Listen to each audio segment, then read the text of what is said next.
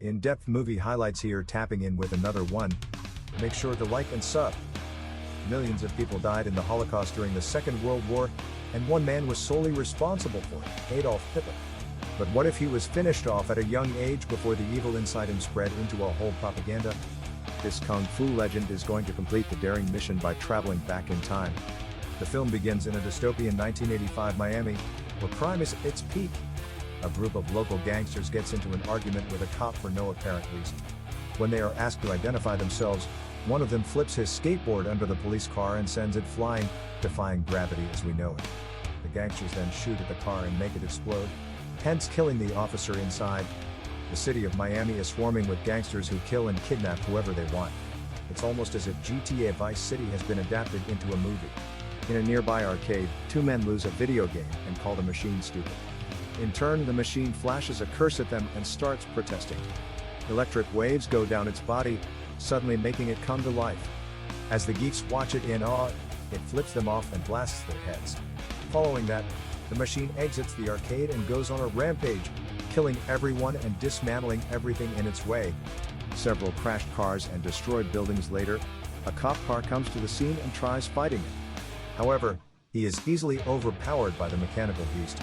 When it runs out of coins and starts dying, it steals some cash from a nearby parking meter and continues ambushing everyone on its way. At last, the cops announce a state of emergency and the only solution is to call Kung Fury. Kung Fury is the best cop in the city, known for being the chosen one in the art of Kung Fu. Currently, he is with his girlfriend enjoying some alone time. Upon getting the message about the manic machine, he immediately jumps off a building and lands right in his sports car. By the time he reaches the crime scene, the machine is flipping off a random dog on the road. Fury slams the car into it, before sliding the machine onto the ground. The two then indulge in a brutal fight, which goes on for hours.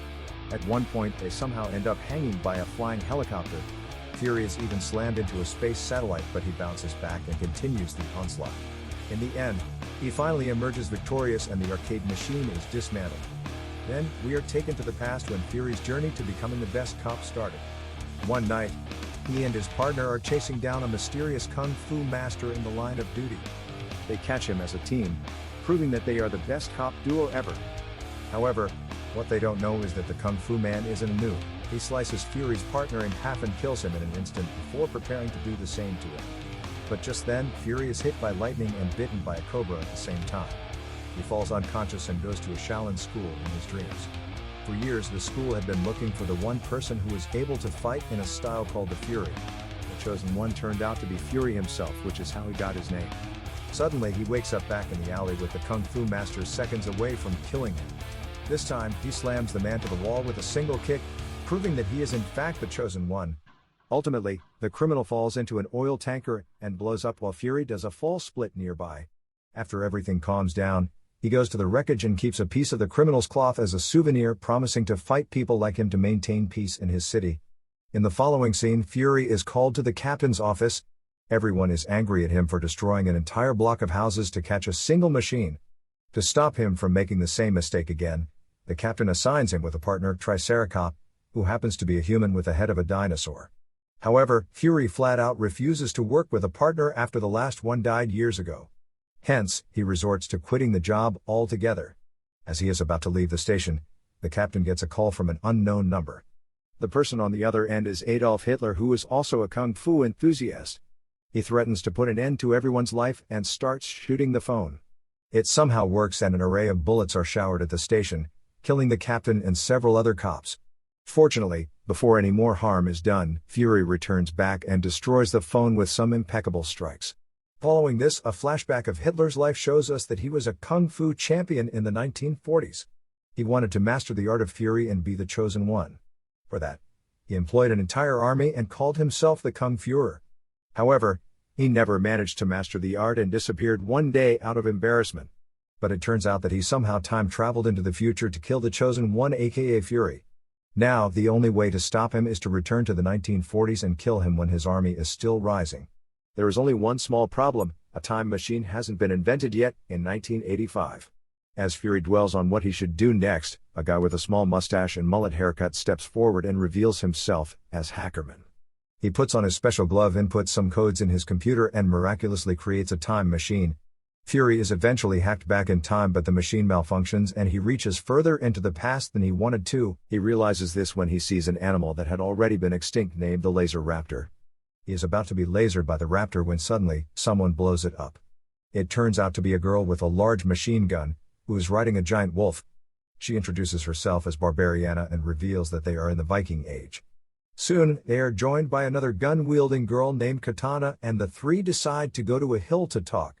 Upon being told how Fury got here, the girls are willing to help him. They do not have the power required to send him to the future, but they know just the right person for the task. So, Kataka summons the god of thunder and an enormous Thor appears in front of them. He flexes his muscles and brags about his workout routine, before asking them what is wrong. When asked if he can make the time rip in space, Thor moves his hammer and does so in seconds. Before leaving, Barbariana asks Fury if he will ever return. The two sense chemistry between them and decide to keep in touch through phone calls. However, since this world doesn't have phones, Fury somehow creates one and advertises it to Barbariana. After listing out all the features that it provides, he wishes them farewell and walks into Nazi Germany. At first glance, the place doesn't look so great. Two Nazi soldiers are sitting by a tank talking about mustaches. The elder one compares the other guy's mustache to pubes and makes him cry. After a minute-long argument, they look around and see the tank is missing. It turns out that Fury is holding it above their heads.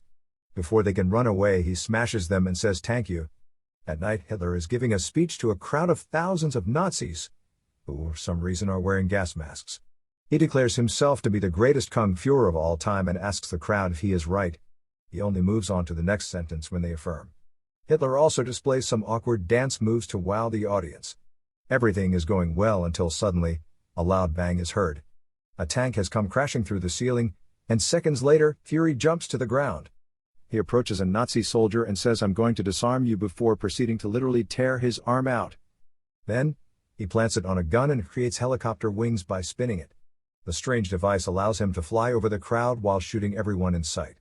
The Führer finally orders his troop to get the intruder, but they are hardly a match to the one and only Kung Fury. Although he is surrounded by a sea of enemies, Fury fights them bravely, without being touched even once. He decapitates some with only a kick and makes the others fly away into space. Hitler sees this and finally takes action. He brings out a machine gun which was hidden inside his podium and starts firing at the crowd, randomly.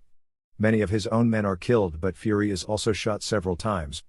To everyone's surprise, he drops to the ground and Hitler wins. With this, all the Nazis erupt into loud cheers and celebrate their victory until a loud thunder startles them. The thunder god drops from the sky, making everyone aware of his magnificent presence. Simultaneously, he is followed by Hackerman, Barbariana, Katana, a laser raptor, and Fury's to-be police partner Triceracop. They collectively launch an attack on the Nazi army and kill them one after another. The dinosaur defeats half of the army with its laser eyes. Barbariana and Katana prove that they are no less than any fighter. Triceracop and Hackerman are driven by their love for Fury, but the one who kills the most people is Thor. After an intense battle, they abruptly stop and watch the last Nazi fall to the ground. Now, the only enemy left is Hitler himself. Suddenly, Hackerman notices that Fury is nowhere to be seen. They begin searching for him and finally find his dead body on the ground. In the meantime, an enraged Führer releases his massive pet eagle, which is made up of solid gold. It immediately goes to attack the group but is stopped by the laser raptor. Then, we are taken into the virtual world where a cartoon-like Fury is wandering around. He meets a giant cobra who turns out to be his spirit animal. It is the same snake that bit Fury the night he gained eternal knowledge and became the chosen one. The cobra reveals that this is heaven and that Fury has died on Earth. This means he will get to continue living in luxury and happiness for eternity. However, it is far from what Fury wants. He shows the cobra his ID and insists that he has to return to Earth because he is a police officer. When the cobra still refuses, Fury glows red in rage. He jumps at the snake to kick it, but right before the hit, the cobra disappears. After that, Fury is sucked back into the world where the eagle and the laser raptor are still quarreling. It turns out that Hackerman hacked the heaven and downloaded him back to life. Fury thanks him before turning his attention to Hitler. At first, the Führer pretends to be fuming, but upon realizing that he cannot win this fight, he changes his stance. As the group of herpes watch in awe, Hitler pretends to be on their side. He compares the red background and the swastika to Fury's clothes and says that they are like brothers. However, before he can finish his sentence, Fury punches him in the manhood and sends him flying. He falls to the ground helpless and finally, Thor crushes him with his hammer. Seconds before he is crushed, the eagle tries to save him, but he too suffers the same fate as its master. When Thor takes the hammer off, nothing of HitIer and the eagle is left. This slightly surprises the group, but nonetheless, they believe that the enemies have been defeated and start celebrating. At last everyone turns to Fury and inquires what next. He replies that he wants to return to the police station because he has a lot of paperwork to do. The corny joke surprisingly makes everyone burst out in laughter. The scene then cuts back to the opening scene, where the arcade machine is rampaging through Miami. Shortly after, Fury arrives in his sports car and starts tussling. He fights the machine like earlier and manages to kill it in the end. Somewhere else in an alley, the eagle and the Fuhrer appear out of thin air.